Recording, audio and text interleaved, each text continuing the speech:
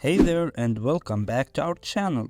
Today we're going to take a trip down memory lane and talk about 10 childhood villains that I absolutely loved.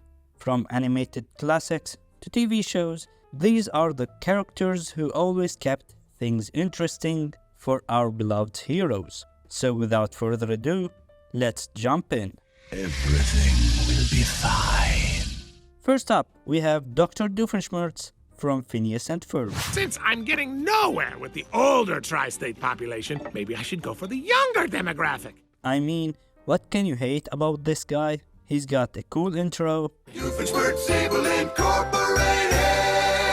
His enemy is a platypus called Perry. Who are you? A platypus? Perry the platypus? And he's got a lot of cool backstories that he tells Perry all the time.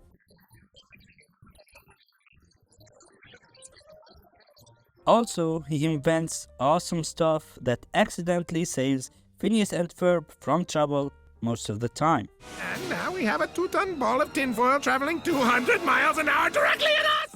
He has a bunch of catchy songs. Well, I would if I was able. There's a platypus controlling me. He's underneath the table. There's a platypus controlling him. What? And he's one of the best dads I've ever seen on TV. He'd do anything to make sure his daughter is happy and safe. In my hand, I hold the key to... My new car! No, your happiness! Next, we can't forget about Hades from Hercules. And you, Hades, will rule all! As a kid, I used to think he looked badass. I mean, he's got sharp teeth and got fire hair. Okay, fine, I'm cool, I'm fine. Also, he knows how to make an entrance. He's charismatic, sarcastic, and very sassy. You know, I haven't been this choked up since I got a hunk of moussaka caught in my throat. Huh?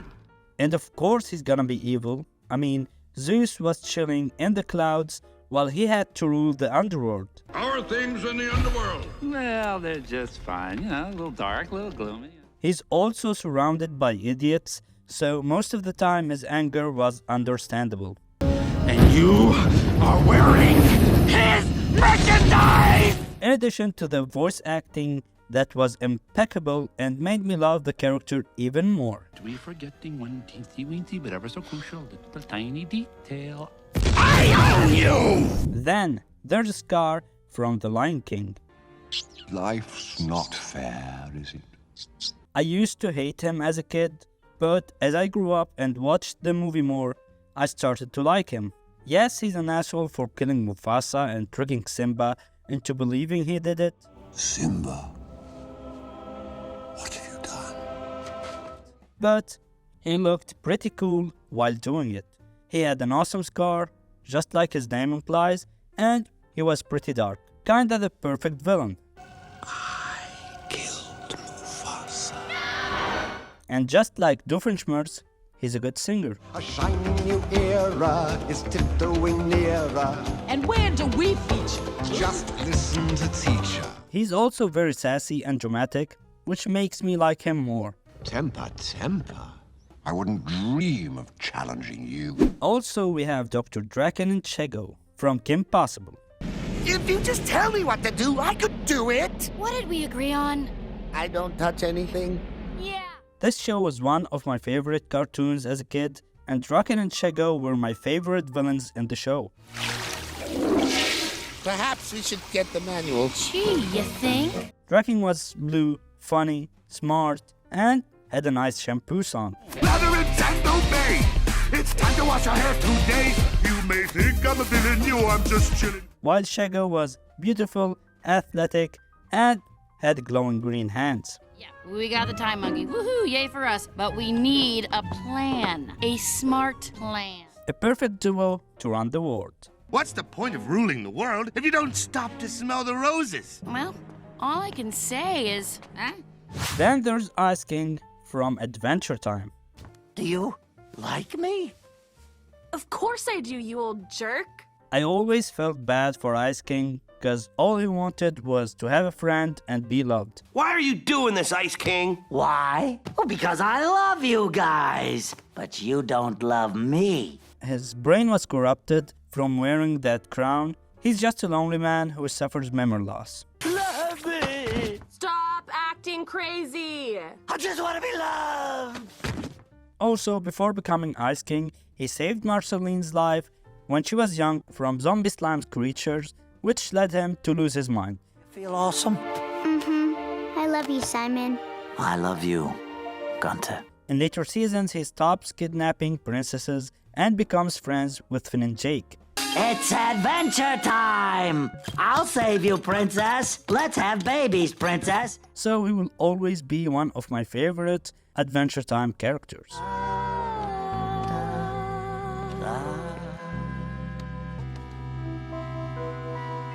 And of course, we have Robbie Rotten from Lazy Town. I love the sound of arguing in the morning. Aside from being a meme at one point, he was a very awesome character.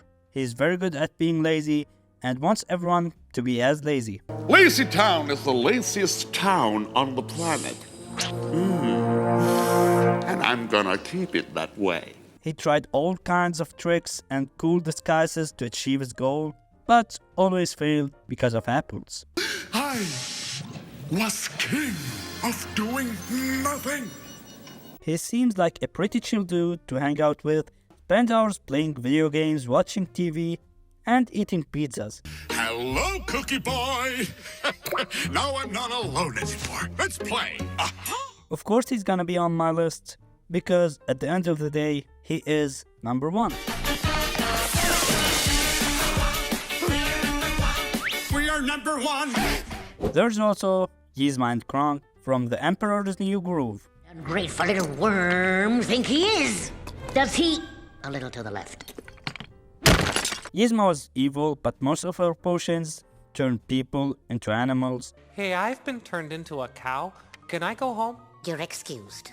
And Kronk, on the other hand, was too sweet, but a bit stupid. Yeah, I got that there, Yzma. Kronk wasn't just strong, he was a good chef, nice with people, and can talk to squirrels, which is cool. Acorn is missing. Squeak, squeakin', squeak, squeakin'. Yes, Yzma was evil, but she did accidentally turn Cusco into a nice guy when she turned him into a llama instead of killing him. What? A llama? He's supposed to be dead! Yeah, weird. Also, she turned herself into a cat, and cats are awesome. I'm going to kill you! And who can forget about the red guy from Cow and Chicken? Get ready for part 3 of The Ugliest Weenie! That was a pretty funny show, and the red guy made it even funnier. He was always there to torment Cow and Chicken and get them in all kinds of trouble. I got goosebumps all over. He had a pretty funny laugh, awesome disguises, and a cool butt walk. I'm gonna fit you with some glasses. This won't hurt. I used to find him hilarious as a kid, and I still do. I wish they still make silly cartoons like that. If you don't pay me back, I'm afraid there might be a little teeny accident, such as... Next, we have Jafar from Aladdin. Pains me to see you reduced to this, Jasmine. I watched the movies in both Arabic and English. The voice actors for both were amazing and made me love Jafar although he was evil.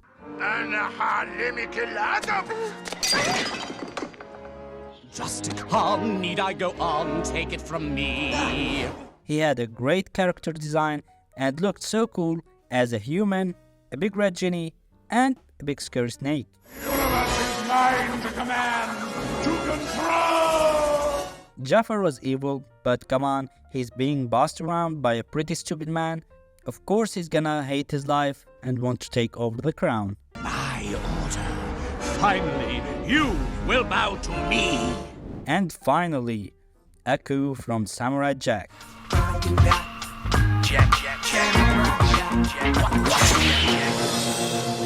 Samurai Jack was one of the first shows I've ever watched as a kid, alongside all the cool shows back then.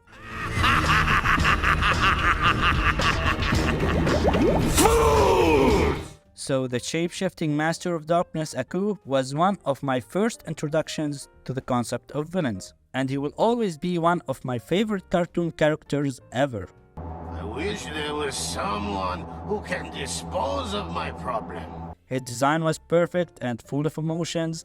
His powers are so cool, especially teleporting Jack to all the wacky places. What trickery is this? These childhood villains will always have a special place in my heart for making my favorite cartoon shows and movies so much more entertaining. So, who were some of your favorite childhood villains? Thank you for watching. Until next time, happy holidays!